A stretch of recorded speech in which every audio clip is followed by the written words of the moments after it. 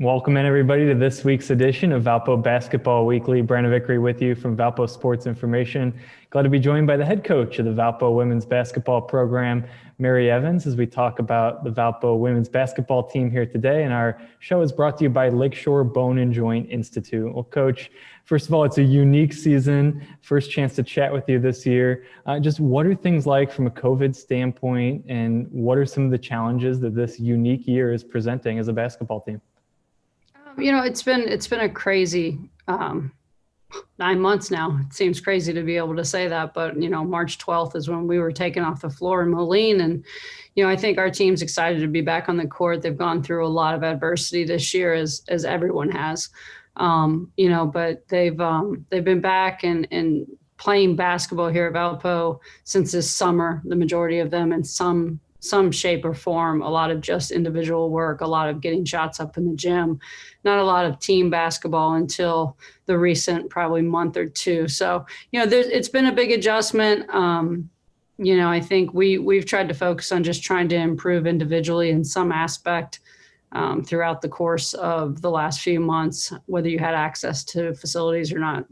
And I think our kids have done a really good job coming together, and being ready to play in a very weird season. It's very different. The travel's different. The practices are different. The testing, it's sometimes surreal. I've said that to my staff a couple of times on the sidelines before games. Like, this is just so crazy. There's no fans. Our seats are 6 feet apart. We're wearing masks. It's kind of a bizarre new world we live in. And there's a lot of distractions. And I think for the most part, our young women have come together and put those distractions behind them. And we're trying to play some decent basketball. And we've got a long way to go there, but we're trying to continue to build every single day and get a little bit better every single day. So. Well, you certainly did that in the 2 games against Big Ten competition. Before this season, only once in the history of the program had Valpo gone on the road and won in a road environment against a Big Ten team. You did it twice in 1 week. Just what did those victories mean to the program, and what was were those experiences like for you and the student athletes and your assistant coaches? I think anytime you have the opportunity to play a school like that when you're a mid-major, your players are really excited. I mean, we've got kids from Illinois, we've got kids from Indiana, that probably at some point in their career were either being recruited or wanted to be recruited by those schools.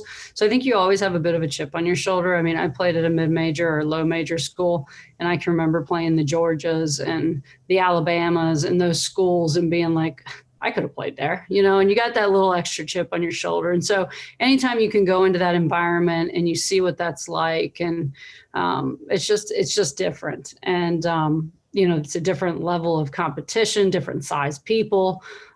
There's some bigger kids on those teams, and I'm just really proud for the way they came out and they stuck to the game plans. And, for teams like that, we sometimes can be a bit of a pain in the butt too, but just because of our smaller size and the ability to drive people, we're kind of more of a matchup issue for them. And, I think they came out and they were really focused in both of those games and, really stuck to the game plan, both offensively and defensively. I think Illinois was one because we played better offense than we did obviously at BG. Our defense got better in the second half, and they really stuck to our game plan. And then I think, Purdue, like I said, I think that was the best defensive game that we've played since I've been here. They were really locked in to what we wanted to do. They were, I thought they did a pretty good job on the glass considering how outmatched we were in size. So I'm really proud. I mean, they're big wins. I mean, they look great on the recruiting front. Their memories that these young women are going to have, they're always going to get together in 15 or 20 years. Hopefully they're going to come back. I'm still going to be here, and we're going to get to talk about that fun week in December when we knocked off 2 Big Ten teams. And those are just conversations that they're going to be able to have with each other, with their families, with their kids for a long, long time. And I'm just happy that I was able to be a part of it with them. Well, certainly team wins, but a big part of those wins were Grace White, and deservedly Conference Player of the Week, also received National Player of the Week attention. What improvements have you seen from Grace from last season to this season? Yeah, I think first and foremost, she's healthy. She wasn't 100% healthy last year.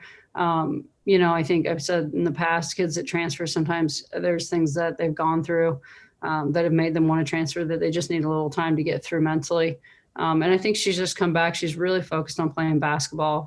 She's a kid that loves the game of basketball. She's extremely passionate about it. It's her place where she likes to go, where she can just forget about everything that might be affecting her and her life.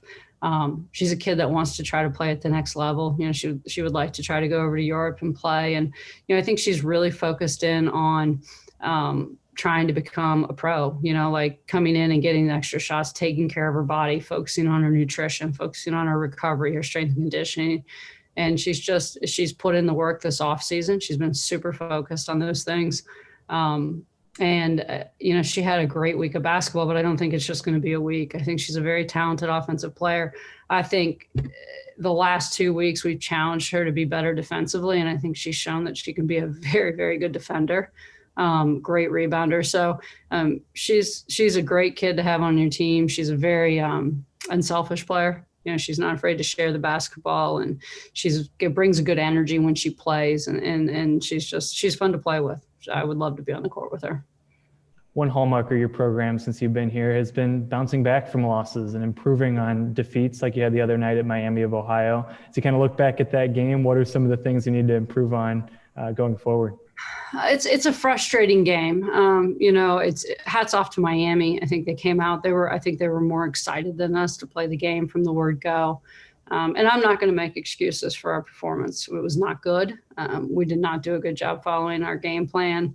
And I will take responsibility for that. I obviously did not do a good job having them prepared.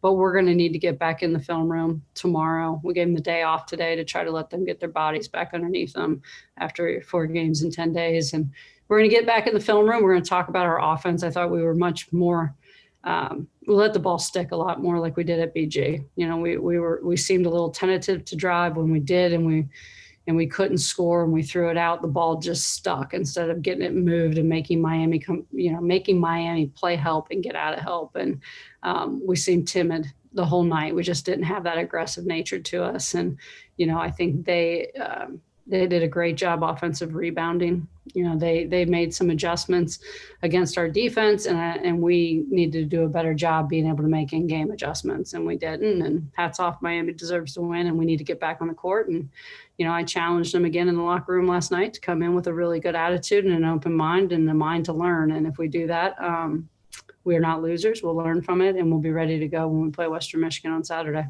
Yeah, you mentioned Western Michigan and then Xavier and Wisconsin rounding out this non-conference slate. Let's just talk about the non-conference schedule as a whole. I think people can tell a challenging non-conference slate. How did it come together, and kind of what went into your scheduling this season?